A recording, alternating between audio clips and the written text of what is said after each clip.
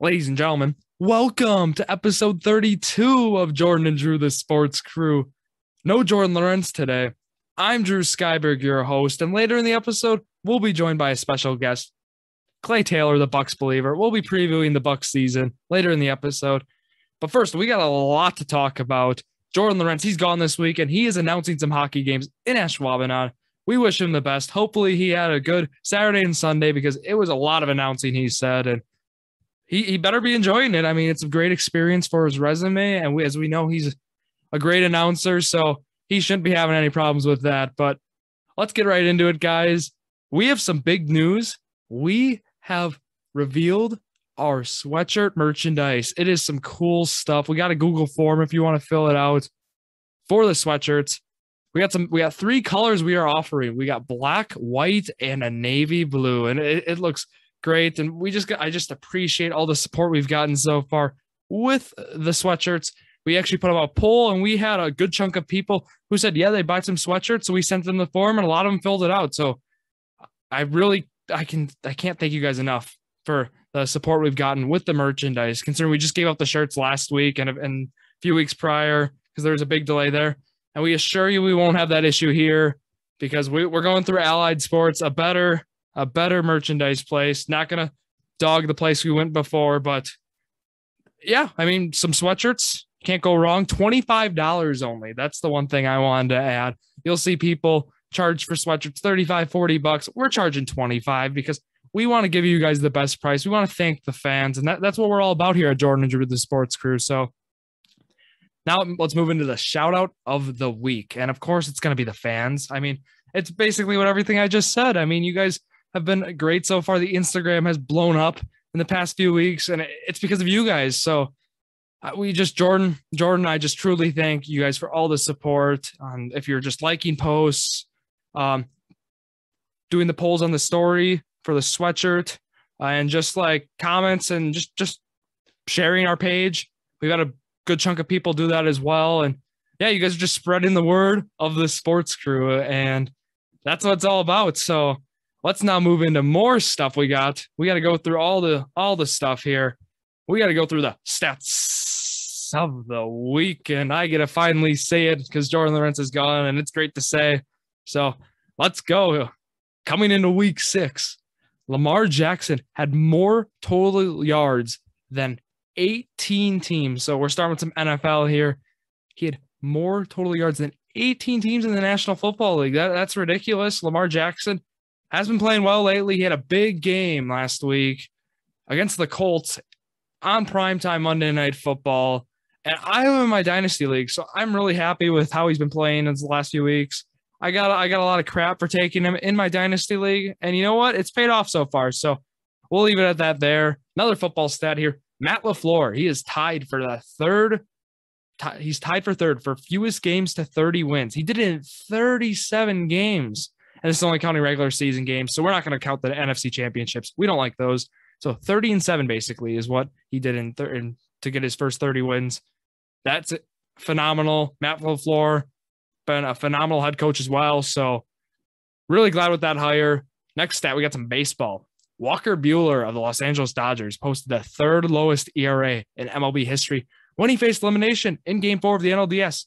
Walker Buehler in Game 4 had an incredible outing yet again, and the Dodgers ended up winning this series against the Giants. And Logan Webb put up incredible starts in Games 1 and 5. He looks really, really good. I call him a budget Corbin Burns. He's just right below Corbin Burns in that level. Like he can make the ball spin and do things that a baseball should not be able to do. And they're both just really effective right-handed starting pitchers. And I enjoy watching both those guys pitch.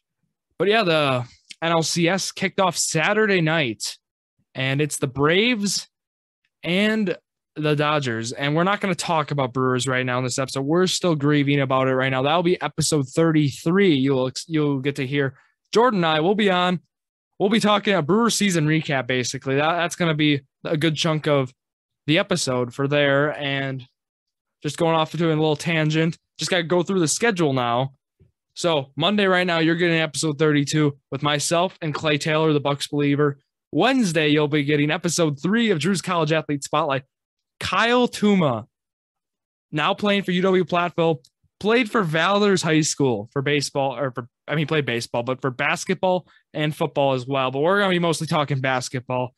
He made state. He went to state his senior year for basketball, the whole team, and he made the state team as well. He had one of the best halves of basketball I've ever seen in my life, which I'll dive more into in that episode. And then we got Friday. We'll have a short little episode with Robert Shimmick. We'll be talking about the playoff games, which I'll briefly mention the teams and the matchups, but we'll do a little bit more deep digging. We'll talk about who we think's going to win, and just we'll be talking some playoffs basically. And it'll be, like I said, 5 to 10 minutes. Hopefully we're going to try and get Robert, get a little more condensed clips so we can post it on the Instagram, because he's another guy we got to really thank. He's been really able to spread our name as well, able to shout us out and really help us grow. But that's for this week then. And then, like I said, next Monday, you'll hear the MLB Brewers season recap. So that's what you can expect coming up. And let's get into, I got a few more stats, actually. This is actually one I submitted. Postseason home run all-time leaders. Jose Altuve. And this is actually a little outdated because we saw him hit a home run, I believe, Friday. So Jose Altuve might be third all-time right now with 20 home runs, I believe, is what we're looking at. Manny Ramirez, 29 home runs all-time in the postseason. That's by far number one by 7. Bernie Williams, 22, is second on the list. Derek Jeter, 20, with third on the list. I mean, Derek Jeter in the postseason, you can't go wrong. George Springer, fourth on the list with 19. Well, now I think he'll still be fourth. I think Jeter and Altuve are tied now. But it just shows with the Astros making the championship series 5 years in a row. They got Altuve and Springer on this list. And they're on a phenomenal run right now. And yeah, they won game 1 Friday night. Game 2 is going on right as I'm recording this segment of the episode. And I saw Devers hit a grand slam. So maybe the Red Sox will tie this up, and we'll see. Hopefully we get a good 7-game series out of the two teams. But now let's move on to On This Day. October 18th, 2021 is today. But we're going back to 1889 to start. The first all New York City World Championship Baseball Series featured the New York Giants of the NL. They played the Brooklyn Bridegrooms of the AA. So like the old AL, I believe is what it was.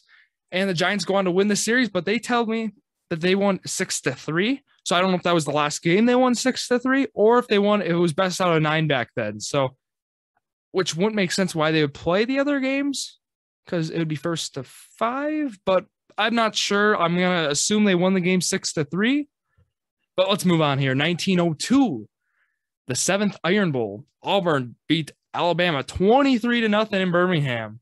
And now let's move on. 1967, on this day, AL votes to allow the Athletics to move from Kansas City to Oakland to expand the league to 12 teams in 1971. And this gave Kansas City Royals and the Seattle Mariners, the new teams now in those cities, Kansas City and Seattle. On this day in 1974, first NBA game at Market Square Arena, the Pacers beat the Spurs 129-121. And lastly, on this day, also in 1974, Chicago Bull Nate Thurmond, he becomes the first in NBA history to complete a quadruple double, 22 points, 14 rebounds, 13 assists, and 12 blocks. Maybe we'll see this out of Giannis this year. I'll talk to the Bucks believer. I'll see what he says about that. And now let's move on. I got a brief weekly sports talk before we get into our NBA preview with Clay. In the weekly sports talk segment, we're going to be talking some EWC football, and we're going to be talking about the playoff matchups as well. So I'm going to briefly get into this right away here. So we saw the games, week 9, finally, of Friday Night Lights. This football season, it's flown by. It has gone fast. It's been exciting. I mean, last year, the teams we were playing into November, and it was cold. And Friday night, I'm going to get right into the games. 10:15 was the date. The Valders Vikings played at Chilton for Chilton's homecoming. I was at the game. Valders lost 41-22, and Chilton played really well for their homecoming. They were up 21-0 end of one, and they ran away with the game. Valders was able to score some late touchdowns, but other than that, the Battle of Highway 151 trophy stays with the Tigers, and winner of this game, like we said, made the playoffs. So Chilton also made the playoffs. I'll get into playoff matchups after this, but I got to get through these games because we got a lot to talk with Clay about. So Kiel Roncalli. Kiel wins 56-8 over the Jets. Not a surprise. Kiel now makes the playoffs with this victory, so I was a shocker there. I mean, they had the tiebreakers. Odds are they were going to get in. They got in. So next game, TR New Holstein. TR wins 20-14, so a closer game there. Both those teams make the playoffs nonetheless. So let's now get to the game of the week. The game of the week decided who won the Eastern Wisconsin Conference for the fall football season 2021. And it was quite the game. I predicted Brillion won. Jordan predicted KLC will win. And let's just say it, I was right. Brillion did win.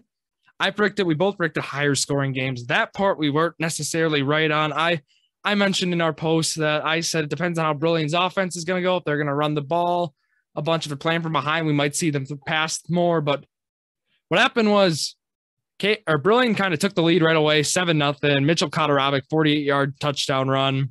And they were kind of just able to control the game, go nice and slow. And with that being said, that kind of made it a lower scoring game, but it was still a fun game. Robert told me to watch it. It's on YouTube, by the way. If you want to type in KLC Brillion, it comes up right away on YouTube. So you can watch it there. They didn't have to pass much. Brillion did. They only passed 3 times. Mason Banky didn't have to. But, we talk about the runners, how it's a running back by committee at Brillion, and they did exactly that. Mason Banky, 10 attempts, 19 yards. Mitchell Kotarovic, 11 attempts, 104 yards. He had a great game. Two rushing touchdowns for him as well. One for Banky. Sam Galoff, 16 attempts, 89 yards, averaging 5.6 an attempt. And that was really their offense. They were just running the ball. That's all Brillion does. They're an aggressive team. But what stood out to KLC's offense, Robbie Michael had to rush 30 times. Matt Stefani, 18 only, but Robbie Michael, 30 attempts, 154 yards, 5.1 an attempt, 2 rushing touchdowns. But one thing that stood out, this Brillion defense had some big stops. They had a goal line stand at the 1-yard line. That was the biggest one of the game. But they could not get Colin Gerdakis or Verhagen going. For Gerdakis, 2 receptions, 9 yards. And then Verhagen, 3 receptions, 19 yards. So that stood out to me big time. Just the way Brillion was able to stop them on defense was an incredible defensive stand by Brillion multiple times throughout the game. And yeah, I mean, it was back and forth as well. Fourth quarter, Matt Stefani gets 2-yard rush, 18-14 they go up against Brillion. Then Brillion, Mason Banky gets that 2-yard touchdown we mentioned, goes up 21-18, and they win the game. So Brillion wins the Eastern Wisconsin Conference for the football season. And with that being said, they finished 7-0 in conference, 8-1 overall. KLC 8-1 overall, 6-1 in conference. TR 4-3 overall, or 4-3 in conference, 6-3 overall. Kiel 3-4 in conference, 5-4 overall. New Holstein 3-4 in conference, 4-5 overall. Chilton 3-4 in conference, 3-6 overall. Valders 2-5 in conference, 3-6 overall. And then the Roncalli Jets 0-7 in conference, 0-9 overall. So that wraps up the regular season for EWC. But we got some playoff teams in the Eastern Wisconsin Conference. We have Brillion, KLC, Kiel, Chilton, New Holstein, and Two Rivers. So every team except Valders and Roncalli make the playoffs. And let's go over the matchups briefly here. We're just going to talk about them. Not going to go into detail here. First one, number 3 Brillion versus number 6 Chilton. So Chilton's head into Brillion. So we got an EWC matchup for round 1 of the playoffs here. And then number 8 New Holstein visits number 1 Lake Country Lutheran. That's going to be a tough game there for the Huskies. Next game, number 8 Kiel versus number 1 Catholic Memorial, a rematch of the 2019 state final game for Division 4. And now we got a matchup round 1. So this will be an interesting game for the Kiel Raiders as they face the number 1 team in D4 and Catholic Memorial, undefeated as well. That game's going to be crazy. All right, the second last game here, number 3 KLC hosts number 6 Sheboygan Falls. So that's an interesting game there. 2 local Sheboygan schools going at it, round 1. Finally, number 7 TR visits number 2 Denmark. So that wraps up the EWC playoff teams for week 1. And yeah, we're going to now get right into the Clay Taylor Bucks Believer NBA preview. But first, we have some exciting news. Jordan and Drew, the Sports Crew, has officially landed their first real sponsorship other than the Anchor ad. And we're going to roll that right now. Since 1998, Stamps.com has been an indispensable tool for nearly 1 million businesses. Stamps.com brings the services of the U.S. Postal Service and UPS shipping right to your computer. Whether you're an office sending invoices, a side hustle on Etsy, or a full-blown warehouse shipping out orders, Stamps.com will make your life easier. All you need is a computer and standard printer. That's it. No special supplies or equipment, and within minutes, you're up and running, printing official postage for any letter, any package, anywhere you want to send. You'll get exclusive discounts on postage and shipping from USPS and UPS. Once your mail is ready, just schedule a pickup or drop it off. No traffic, no lines. Cut the confusion out of shipping with Stamps.com's new Rate Advisor tool. You can compare shipping rates and timeliness to easily find the best option. Save money and time with Stamps.com. Guys, there's no risk, and with our promo code POD, you'll get a special offer that includes a 4-week trial plus free postage and a digital scale. No long-term commitments or contracts. Just go to Stamps.com, click on the microphone at the top of the homepage, and type in POD. One more time, our promo code is POD at Stamps.com. Never go to the post office again, thanks to Stamps.com. Thank you, Jordan, for that wonderful ad read. And yeah, we got to thank Stamps.com one more time for sponsoring this episode. And it's really great to have our first official sponsor other than the Anchor ad. So with that being said, episode 32 officially resumes on the podcast with our special guest, Clay Taylor, the Bucks believer. And Clay, you had a big weekend. You won conference as a team Saturday for cross country from Valor. So congratulations to that. And how you doing today? I'm doing great. Really excited to talk about the Bucks. It's great that the NBA is starting up again, and I can't wait to get this going. Awesome. So let's get right into it. We got to talk, like you just said, the Milwaukee Bucks. So the season kicks off Tuesday, October 19th. So that's tomorrow already. We got the ring ceremony. I believe the game starts at 6:30, right? Isn't that what we're going on? Let me just. I think so. I don't know for sure. But taking on the Brooklyn Nets, very exciting way to kick off the season. Rematch of the Eastern Conference semifinals from last year. Yep. And yeah, it's 6:30. I believe the ring ceremony, they're starting at 45 minutes before the game or something, even 30 minutes. And it is an expensive way to kick off the season. Let's say I was looking at how much tickets are going for, Clay. I mean, do you want to guess?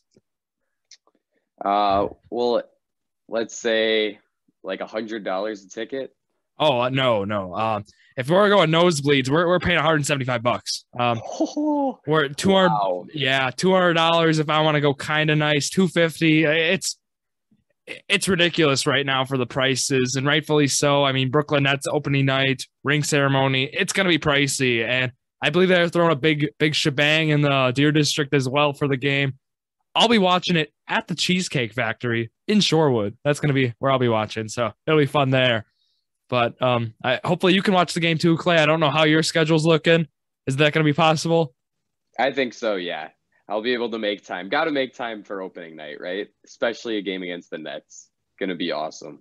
For sure. And as we know, the Nets will most likely, I mean, they are going to be out without Kyrie Irving unless he immediately, I don't even think it's possible for him to play right now, considering his vaccination status and how he would need both doses. But the Bucks, they're looking like favorites, obviously, at home, no matter who the opponent is, and it is the Brooklyn Nets, but we'll be rooting for the Bucks there. And now I want to just quickly dive into something brief, like a little bit of preseason observation, and then we're going to go into like the team preview. So we'll start with the Bucks preseason. Like how you mentioned, you haven't been able to watch a lot of preseason. I haven't either, but there's some notes I still want to point out that we've been able to see. For example, I'm sure you've seen the clips of Giannis's jumper. What do you think of that so far? I think that's a very exciting development. Obviously, that's really the one area of Giannis's game that hasn't quite reached an elite level yet.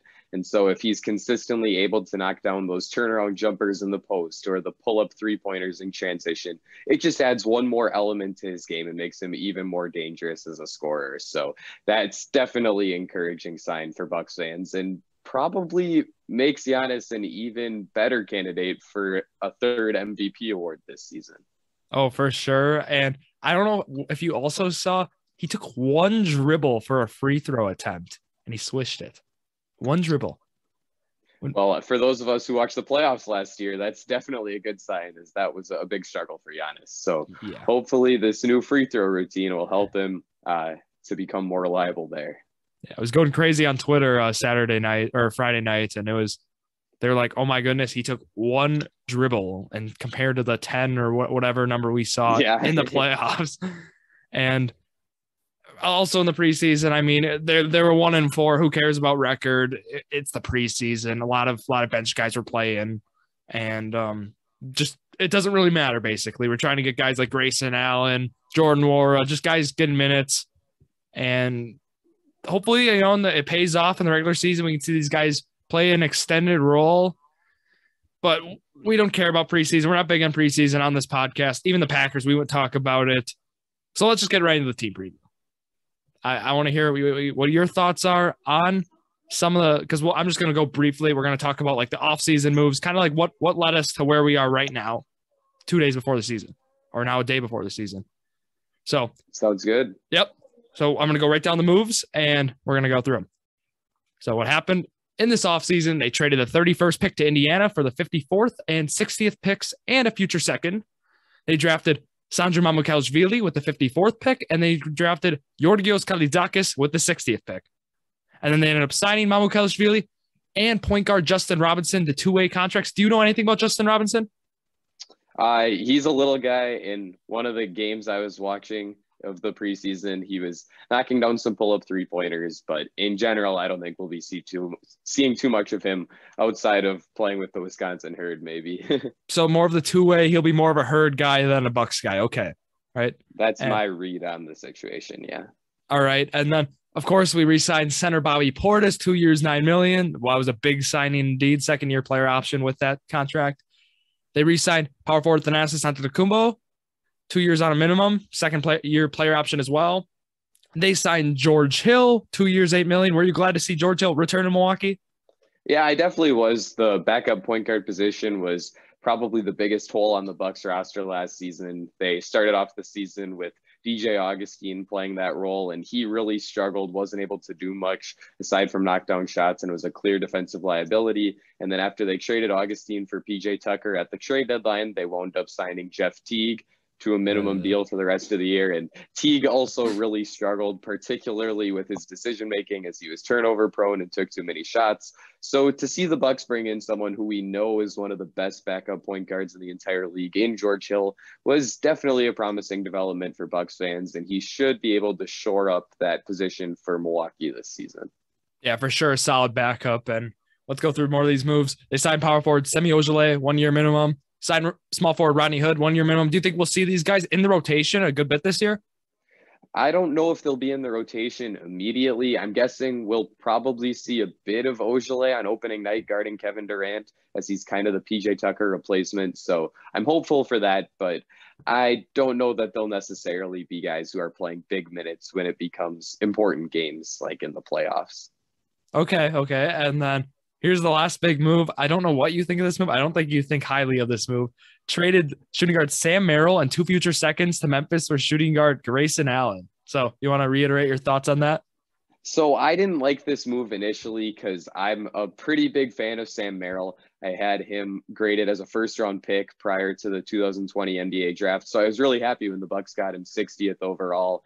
But obviously they moved on from him in favor of bringing in Grayson Allen. And the reason why I didn't like that trade was, number one, I didn't view Allen as a huge upgrade over Merrill. And number two, the Bucks also had to include 2 second-round picks in order to get that trade done. And I thought that the Bucks had some issues in terms of their front court depth. So I didn't think that bringing in a backup shooting guard was necessarily the best way to allocate their assets. However, in the preseason, we saw Grayson Allen really get going with his jump shot, and he's clearly going to be someone who can establish some chemistry with Giannis in the half-court offense, running inverted pick-and-roll sets and things like that. And he also is going to be able to knock down some movement jumpers for Milwaukee. So as I've seen Allen play a bit more, I'm getting a little bit more excited about that trade, and it seems like the Bucks may have gotten someone who could be a long-term piece on this team's core. Awesome. Yeah, and initially the trade, I was a pretty big fan of it. And we know Grayson Allen has that reputation, not a great one. And hopefully, all that stuff aside, we can see him thrive like how he did in the preseason.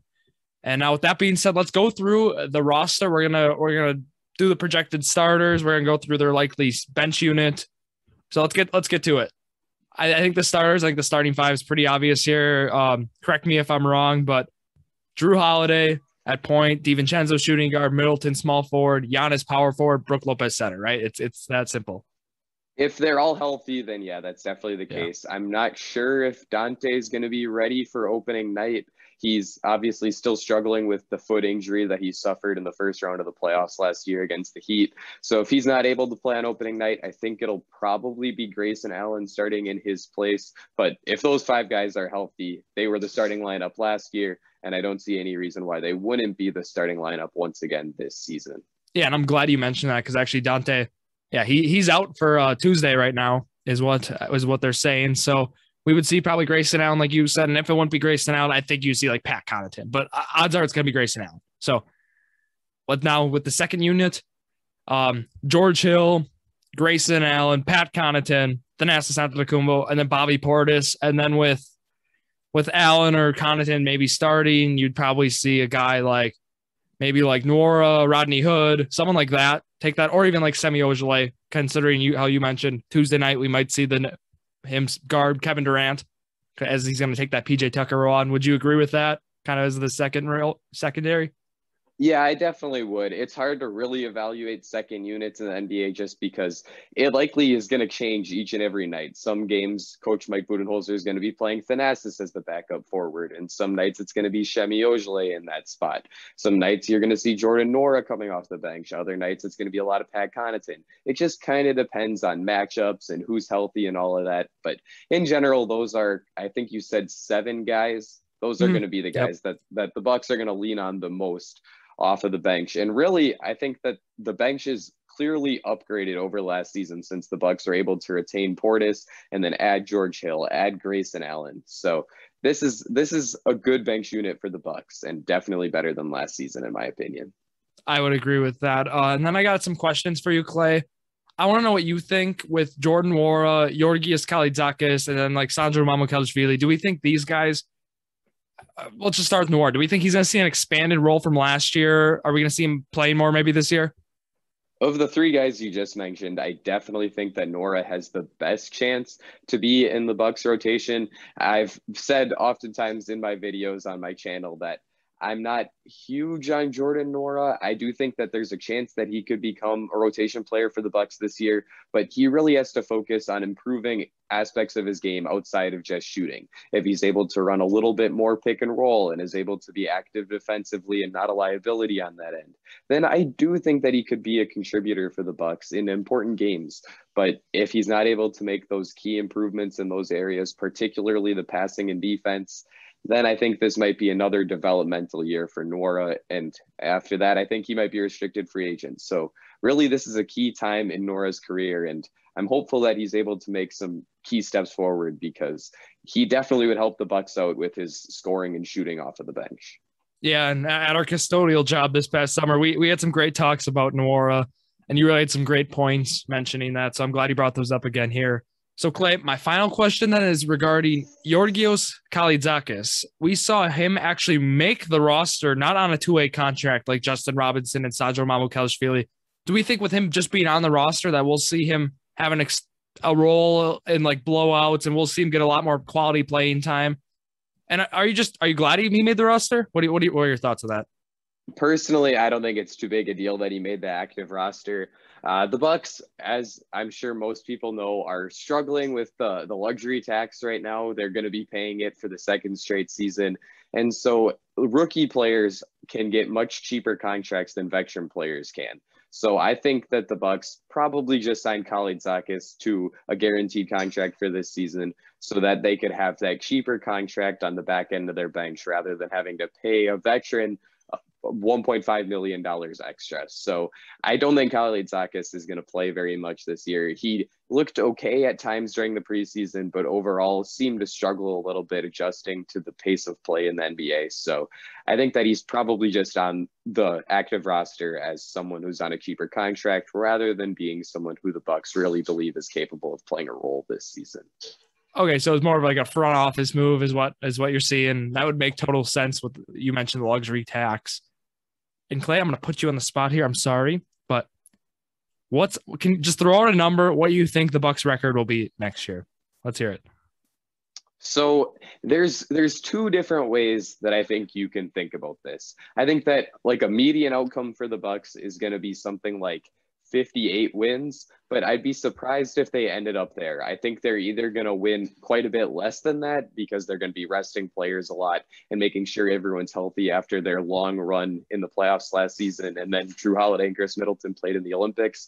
So I think they're either going to win like 53 games if they're taking that route, or they're going to get back to just pounding everybody as they did in both the 2018-19 and 2019-20 seasons. And in that case, I could see them winning something like 63 games. I think that I'm a pretty optimistic person in general, so I kind of lean towards them taking the latter. So for my prediction for the Bucks record this season, I'm going to go with 61-21. Okay. I like that. I liked what you said about the whole idea of rest and stuff, which we saw. I mean, last year, the Bucks, they finished 46-26. And they had like that big losing streak in the middle of the year, like five games or whatever it was. I'm going to go, I like what you said with the 50 to 55. I wouldn't be complaining with like a 60, with 60 win season there. Let me think about what I want to do here. Now I'm going to go, I'll just go 60-22, something simple like that. I like 60. I hope they go back to their 2018, 2019 ways, but I hope if they go back to that, we don't see them just losing the playoffs. I'm okay if they go get a second or third seed and they make that nice long playoff run, but I'm rooting for a good regular season, of course, because why not? I mean, I like watching this team win games, but I like even more when they win playoff games. So hopefully they can do that as well, unlike 2018, 2019. But Clay, to round out this episode, I got a surprise version of trivia for you, Bucks themed, just for you. Oh boy. Comes out, I did not tell him about it. So here we go, right away. Number one, who do the Bucks play for their first road game of the regular season? I got options if you need them. No. You need okay, them? Give me options. All right. I think, okay. A, the San Antonio Spurs. B, the Miami Heat, or C, the Golden State Warriors? Ooh. Okay, my guess that I was going to say was the Celtics, but obviously they're not on the list, so that can't be it. I think I'm going to go with the Warriors. No, the answer would be B, the Miami Heat. Oh boy. Okay, not off to a good start here. You're okay. This one's a little easier. Okay. What is the name of the Bucks' new TV play-by-play announcer? Oh no. I know it's a female, but I haven't watched too many preseason games. It's okay. She's on Bally Sports. Man. Okay, do you have options for this one? Because I think I could say it if I. No options for this one. I'm sorry, Clay. This is really annoying. Okay, I don't want to. I could be 0 for 2. Okay, who is it? It's Lisa Byington. Okay, yeah, I was never gonna get that. Okay, Lisa You're okay. Byington. You're okay. You're okay. 0 for 2. Bad start. This one I did mention, so you should be able to get this one. Number 3. What was the Bucks preseason record? 1-4. Correct. You're on the board. Ooh, we got one right, so I'm not going to be completely embarrassed. These next two, you have options, but they are regarding preseason stats. You said you didn't watch a lot of preseason. That's why I texted you a few days ago about it. But I gave you options, and I hope these options help you out here, Clay. Okay. Who led the Bucks in scoring in the preseason? A, Chris Middleton. B, Giannis Antetokounmpo. Or C, Drew Holiday. I'm going to go with Giannis. No, it was A, Chris Middleton. Oh, man. Okay. You're okay. You got one more. All right. Number 5. Who led the Bucks in minutes played in the preseason? A, Brook Lopez. B, Jordan Nwora. Or C, Sandro Mamukelashvili. Oh, boy. I'm going to go with Jordan Nwora. Correct. Clay Taylor's got it. Two for 5. It was a tough version of trivia, Clay. You're the Bucks believer. We had to give you some toughies. And yeah, I know you didn't watch the preseason. Yeah, I know you don't watch the preseason as much because, I mean, you're busy. Let's be honest here. So I try to give some options for those, but hey, we'll take a 2 out of 5. This was a tough version of trivia. I like to make I gave you the draft trivia a few months ago already, and you aced that one. So we had to up the difficulty a little bit. So this is definitely tougher. Nothing to be ashamed about. You did pretty well for being a really tough trivia, indeed. So, anything else, Clay, you want to talk about? I don't think so, Drew. Just thanks for having me on. It's a lot of fun to talk with you about the Bucks, and hopefully, I can be on soon, maybe before the playoffs again. Of course, we'd love to have you on. So, can you shout yourself out? On YouTube, I'm the Bucks Believer. I haven't been uploading too much recently just because it was the off season and the preseason, but hopefully I can get back into the swing of things now that the regular season is starting up again. Yeah, that's all I got for you, Drew. Thanks for having me on. Of course, Clay, we love to have you on. And now I have to shout out the socials for the podcast, and you guys know the drill. Instagram, Jordan Drew _sports crew. Facebook, Jordan Drew the Sports Crew. YouTube, Jordan Drew the Sports Crew. And yeah, thank you all for listening to yet another episode of Jordan Drew the Sports Crew, the perfect podcast for you.